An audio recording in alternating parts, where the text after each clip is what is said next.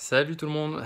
On va voir aujourd'hui un peu comment on peut mettre un parquet en bâton rompu en chêne massif. Hop. J'ai fait un trait au sol qu'on peut voir ici. C'est juste en fait pour être parallèle au mur. Je vais m'en servir comme départ. C'est pour que je sois bien droit. Parce qu'on a tendance à se décaler et le bâton rompu, ça peut être vite la merde. Voilà. Bon, en gros, il n'y a pas besoin de grand chose. De colle. De quoi racler. J'ai pris une petite équerre. On n'a pas spécialement besoin, mais je préfère quand même. C'est toujours mieux. Bon, pour ceux qui savent pas trop ce que c'est que le bâton rompu, c'est simple. Il suffit de positionner. Généralement, c'est à 45 degrés. Et on les place comme ça. Voilà. Faut bien se mettre le trait, tac, qu'il soit nickel comme ça. Voilà, puis à force d'en mettre, là je mets à blanc, c'est juste pour se donner une idée. Ok, tac. Et là, tac. Voilà, là je suis un peu décalé. Hop. Voilà, c'est un peu le bordel, mais imaginez avec la colle, comme c'est pas trop chiant. Hop. En gros, faut pas trop se prendre la tête non plus sur le détail. Faut en faire beaucoup. Et comme la colle, généralement, elle laisse le temps de sécher, on peut régler facilement.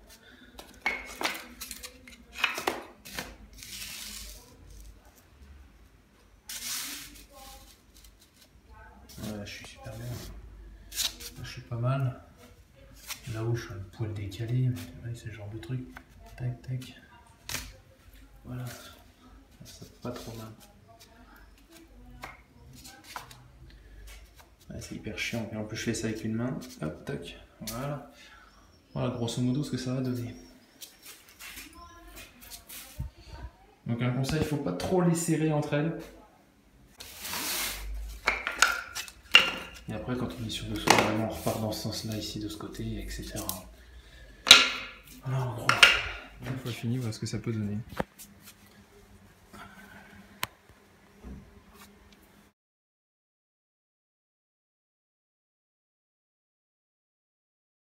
Alors bien sûr, une fois fini, une fois bien posé, collé, etc., on a attendu 24 heures que ça soit bien sec, on marche pas dessus. Après, il y a le ponçage. C'est le côté rigolo. Hein. Alors, on ponce pas à la main, ça va être un peu chiant. Donc on va aller louer la machine, genre Leroy Merlin, ça va très bien. Ça se loue à la journée, et puis pour des petites pièces, on peut faire la demi-journée. Hein, vous prenez ils appellent ça une ponceuse à bande à rouleau, je crois, c'est un rouleau. Et puis on y va, hein, on y va franco. Hein. Il y a toujours des lattes un peu plus hautes que d'autres, c'est normal. On égalise tout, et on prend la bordereuse qui va faire tous les côtés, là où il y a les plinthes. Ça permet de faire un truc hyper nickel, quoi. Bien poncé, avec le grain qui va bien, parce qu'on commence avec du gros, hein, du genre du 80, un truc comme ça, puis on finit avec du 120. L'idéal, c'est de finir avec du 180, ça serait bien, 160, 180. Sinon, c'est trop rugueux. Et après, bon, moi, personnellement, c'est de l'huile. De l'huile, on applique avec ça. Ouais, c'est du coton, hein, c'est un genre de fil de coton.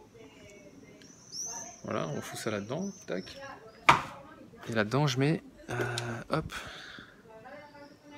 c'est ça. Ça, c'est top.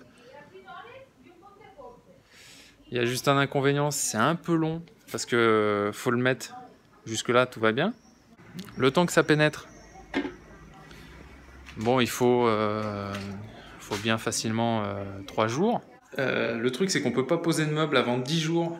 Enfin, c'est l'idéal, hein, parce que franchement, ça peut laisser des marques et tout ça. C'est quand même assez long, par contre, après, c'est super bien. Hein, il y a de l'eau qui tombe, un petit coup de serpillière, on n'y voit que dalle. C'est vraiment top. Faut vraiment pas marcher dessus pendant que c'est encore frais. Bon, on va commencer. J'ai fait un petit début pour être sûr qu'on parte bien dès le début.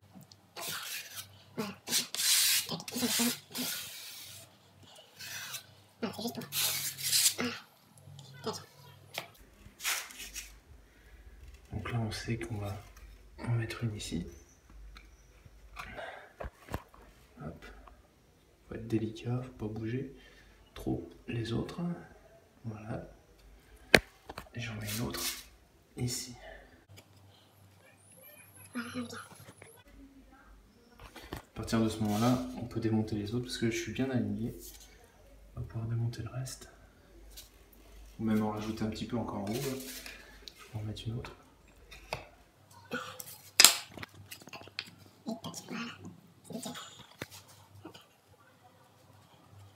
Yep.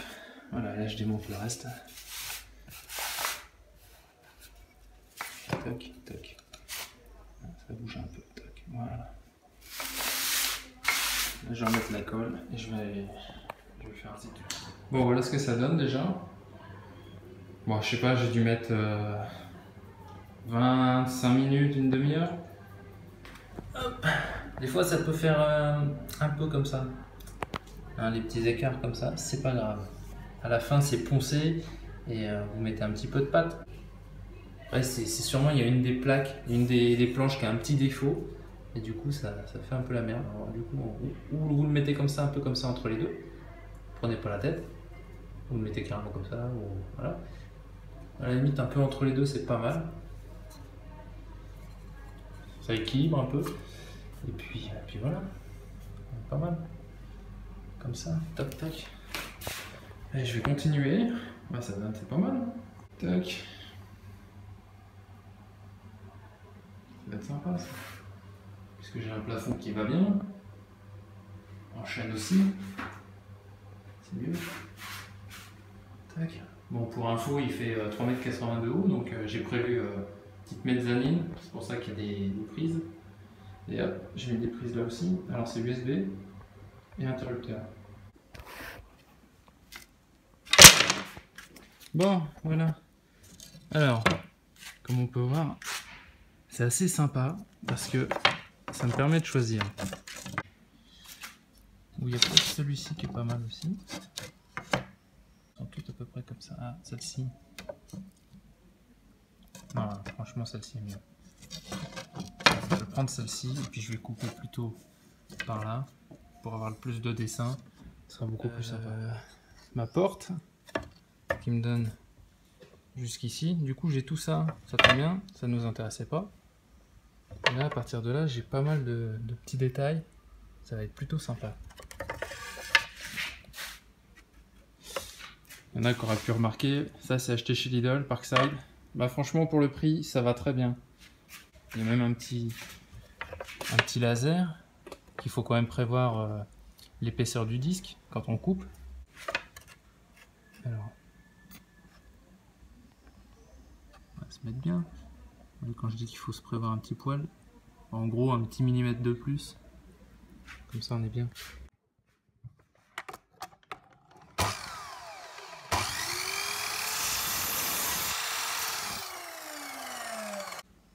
On est pas mal. De toute façon j'avais prévu un petit peu plus. Bon voilà ce que ça donne une fois posé. Tac. Du coup j'ai pu rajouter celle-ci. On voit que j'ai de l'espace. Également ici. Celle-ci j'aurais pas à la couper. Et le reste je coupe. J'ai fait un petit bout. De toute façon je vais être coincé. Je vais attendre que ça sèche. Je vais finir le côté que je peux encore faire. Puis demain je ferai tout le reste parce que là je peux pas marcher dessus. Mais bon, déjà pour se donner une idée de ce que ça donne. Alors il y a des petites... mais ça c'est pas grave. Parce qu'on remplit de cire de bois. Hein, avec une pâte. Et au ponçage en fait ça se verra plus du tout. Et par exemple là il y en a une un petit poil plus haute.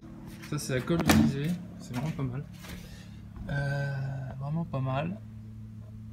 Je la trouve bien parce qu'elle est un peu siliconée, du coup ça permet de rester assez souple. Parce que quand on marche sur les lattes, ça a tendance à bouger légèrement. C'est un truc qu'il faut savoir aussi, c'est quand on va mettre des meubles. Par exemple chez Ikea, souvent ils ont des meubles très plats, mais ils mettent des pieds. Par exemple chez toi tu as du carrelage, c'est jamais droit. Il y a toujours un endroit, un carrelage ou un carreau qui est un peu plus haut que l'autre. Et du coup tu règles légèrement pour obtenir ton meuble parfaitement droit et tout. Et le problème, c'est que sur du parquet comme ça, tu peux pas te permettre de mettre des pointes sur le meuble. C'est-à-dire que si le meuble il a des pieds, il y a un moment donné où les lattes, ça va lever les lattes.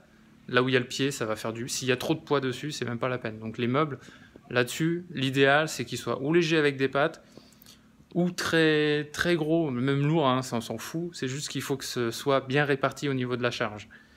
Faut pas qu'il y ait juste un pied sur une latte et dans un coin, parce que du coup, ça va la lever. Hein.